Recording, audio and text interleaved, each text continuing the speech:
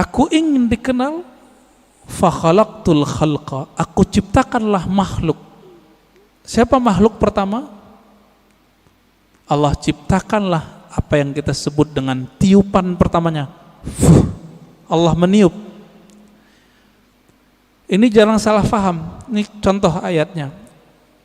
Fanafakhtu fihi min ruhi. Aku tiupkan dari rohku.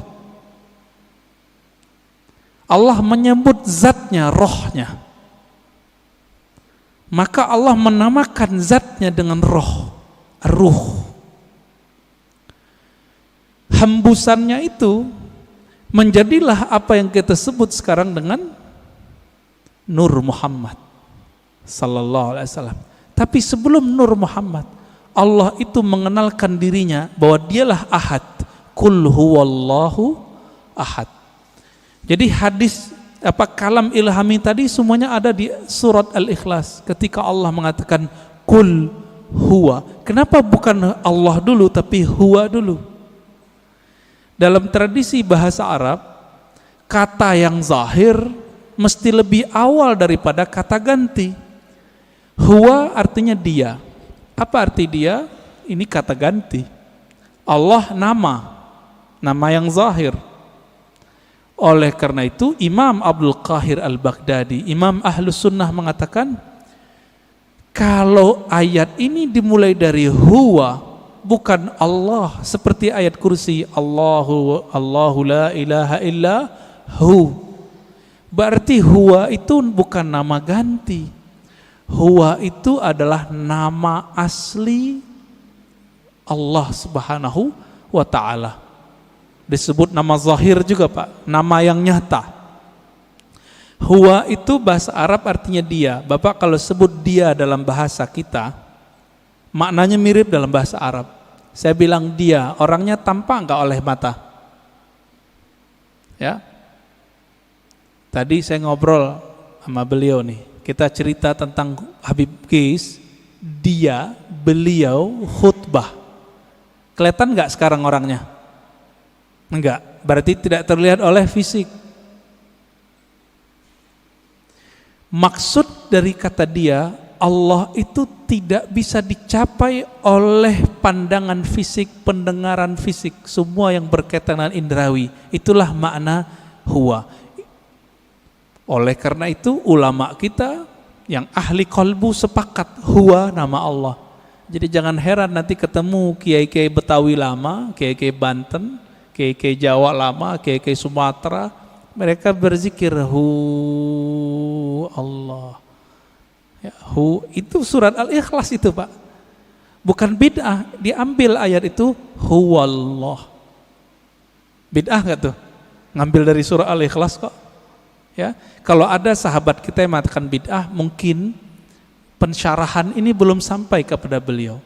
Kitab-kitab mengenai ini banyak. Al-Ibda, ya, fi Madaril Ibtida, itu menjelaskan perdebatan ulama tentang zikir hu boleh atau tidak.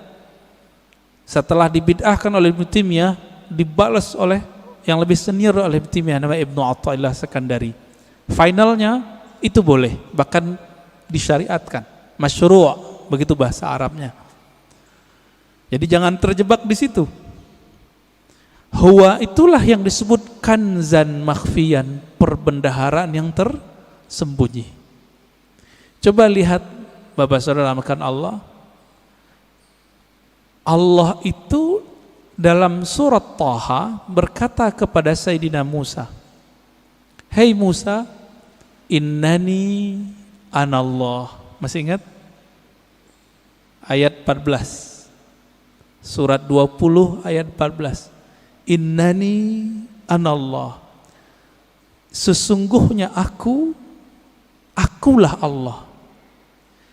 Berarti Allah menyebut di sini nama zatnya dengan ana.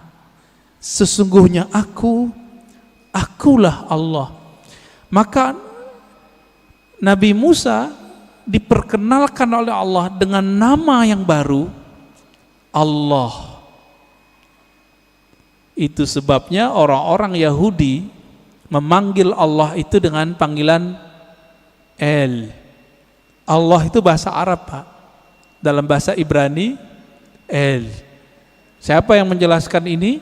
Ada tokoh orientalis dari Australia, tetangga kita. Namanya Arthur Jeffrey. Bisa 19 bahasa, Pak. Tapi sampai mati dia nggak percaya Quran dari Allah. Meneliti Quran, meneliti hadis, tapi nggak percaya bahwa Al-Quran dari Allah. Emang hidayah itu nggak masuk ke akal, hidayah itu masuk ke kolbu. Jadi kalau Bapak ngaji, diakal-akali, itu dalam pikirannya nolak terus tuh apa yang saya katakan dari awal sampai sekarang. Maka kalau ngaji, jadikan akal itu tunduk kepada kolbu. Kolbu itu mainnya dengan rasa. Rasa yang dipakai oleh kolbu berbeda dengan rasionalitas yang dipakai oleh akal. Banyak ya. Teman kita nggak pernah merasakan khusyuk, dia bilang mustahil khusyuk. Dia nggak pernah coba, dia bilang nggak ada. Ya, sama kayak orang nggak menikah, nggak tahu nikmatnya malam pertama, dia bilang nggak ada tuh nikmatnya nikah. Mirip-mirip begitulah kira-kira. Bapak Ibu Saudara makan Allah. Jadi ketika disebut huwa Allah, huwa itu adalah perbendaharaan yang tersembunyi. Lalu Allah mengenalkan dirinya menjadi Allah. Nah, proses dari huwa ke Allah ini panjang.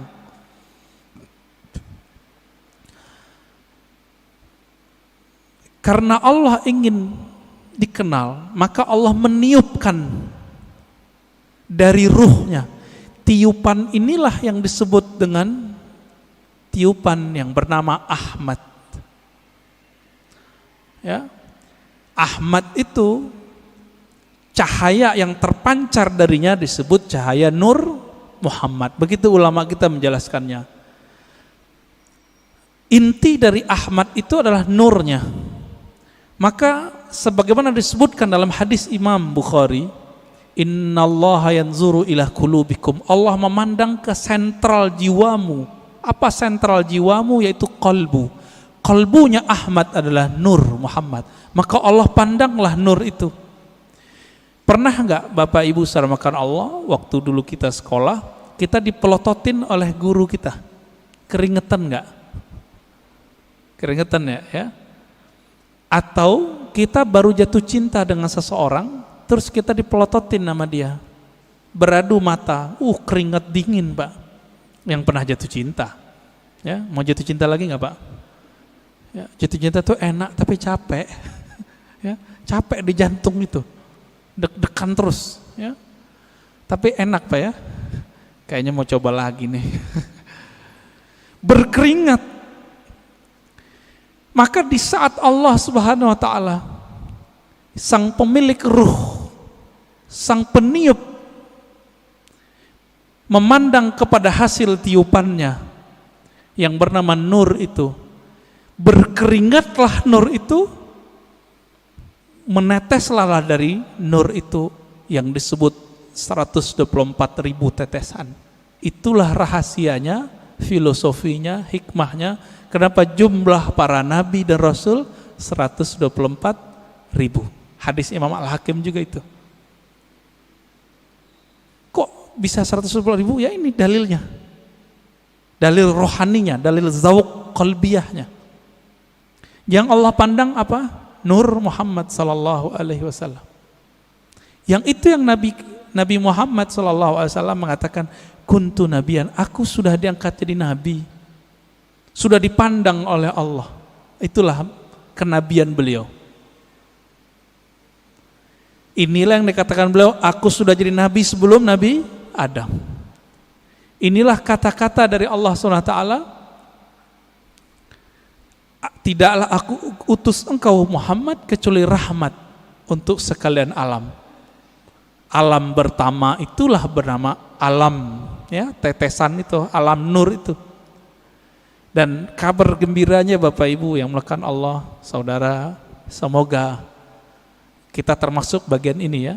124.000 itu kan semua nabi dan rasul. Karena Nabi Muhammad mengatakan la nabiyya ba'di, tiada nabi lagi setelahku.